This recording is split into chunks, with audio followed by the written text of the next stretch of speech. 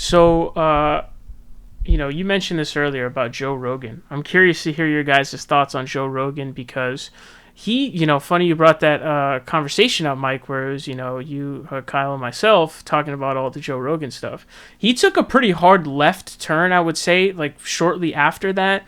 He brought on Bernie Sanders. He was like debating Dan Crenshaw about Medicare for All, saying a bunch of progressive stuff, and the Dave Rubin conversation about building codes. Like he really definitely took like around that time frame. I really felt like he took a pretty left wing turn.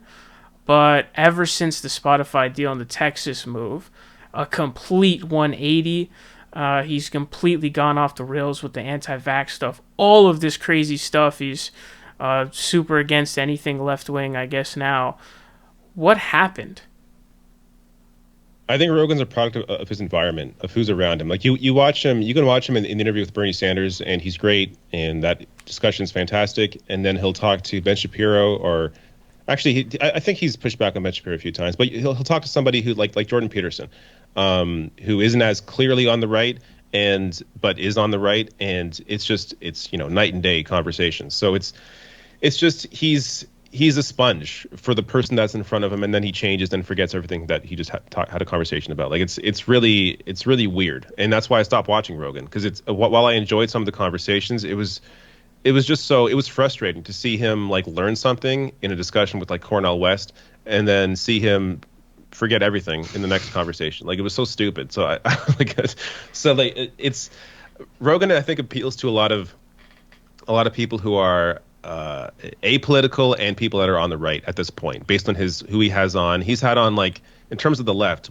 Bernie Sanders once, Cornel West once, Abby Martin, I think, like, 3 times maybe, Kyle Klinsky 3 times, I think, or twice, Pac-Man once or twice, and then who? Like, that's it. So, like... Well, now he doesn't do any of it. Now it seems like he just pretty much does none of that. And I don't think he's ever had on like a real socialist. Like you could say Bernie is, but not the way he runs as a politician. He's never had on like a real anti-capitalist on his show. So it's just, I guess that would be the like conversations Cornel West. are limited, and it gets boring after a while, especially the political ones. Now I still, back when I was watching Rogan, even when I hated some of the political discussions, I would still enjoy the conversations with comedians, just them talking about random stuff. That was enjoyable, or like the health ones before he got into the vaccines or the anti-vax stuff. But at the beginning of the pandemic, Rogan had on somebody who was an expert in infectious diseases. It was a great conversation, and then since then it's been anti-vax. So like, I just think, I don't know. I think Rogan's surrounded by a lot of dumb people, and then he takes that in and presents that to a massive audience. He has no real idea of his negative impact on society. He just thinks he's talking shit with friends, but there's like millions of people listening. Like, doesn't that occur to you to actually care about what you're saying and the impact that may have?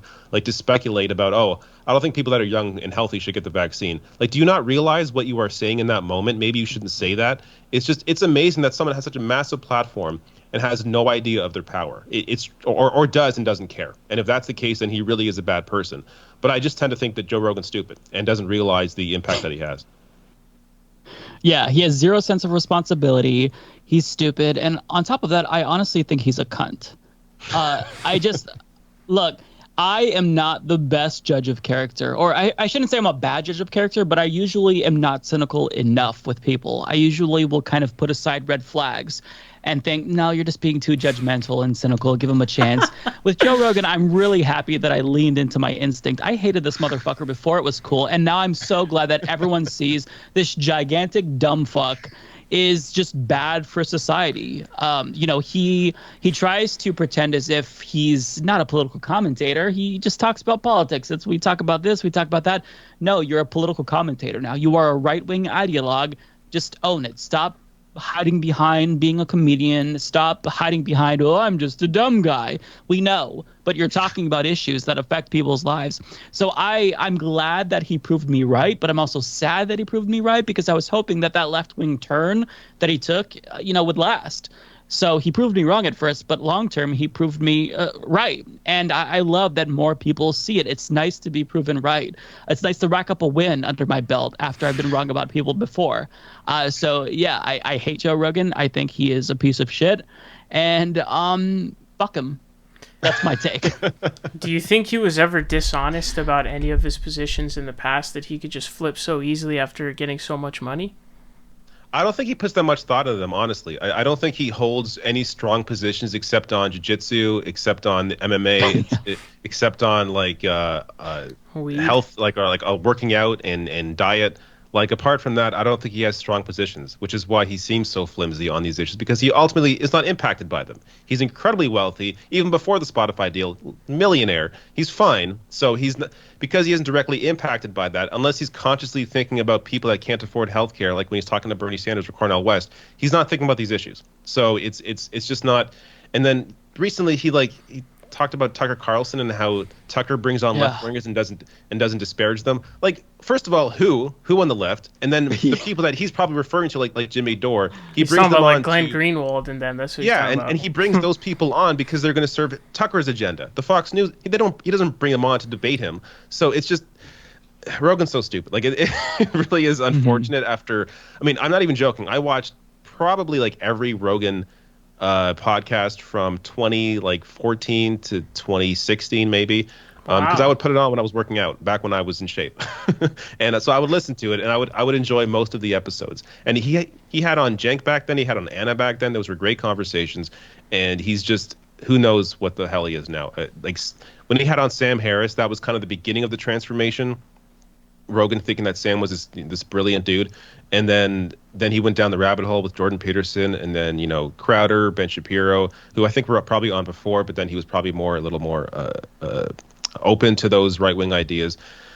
But I don't know. But someone could argue that, hey, he had Kyle Klinsky for the election coverage, and that was a good idea. But you look at the comments on the election coverage, and a lot of them don't like that Kyle was there. So it's like, this is the audience that Rogan has. And it's obvious he's on the right. Yeah. Is there anything that you think Kyle could do to kind of weather the ship in terms of Joe Rogan's political influence and the kind of stuff that he's putting out? No, because Joe Rogan holds all the cards there, right? If Kyle tries to pressure him too much, I think that he's going to kind of turn away from Kyle. So Kyle only has so much that he can do in terms of influencing him. I mean, this is a massive celebrity. This is a multi-millionaire. So the extent that Kyle can influence Joe Rogan as a friend, I think Kyle is very clearly trying. But Joe Rogan is too far gone. He is a lost cause. He just is. He kind of is a Dave Rubin to me, where he just agrees with whoever he brings on the podcast. And if you bring on more left-wingers or right-wingers, you're going to agree with more right-wingers. So maybe he'll go down some different path and be a left-winger or a centrist. I mean, only time will tell. But either way, I hope that people aren't there for the ride, and I hope that they don't watch, because it's just, I don't know. I don't get the appeal. So I was never a fan of Joe Rogan. I liked the videos that he would do about drugs. Like when he explained his DMT trip, I thought that was really interesting. I thought that he was kind of like insightful in that way, with these more lighthearted conversations. But to be a right-wing propagandist effectively, I mean, just own it.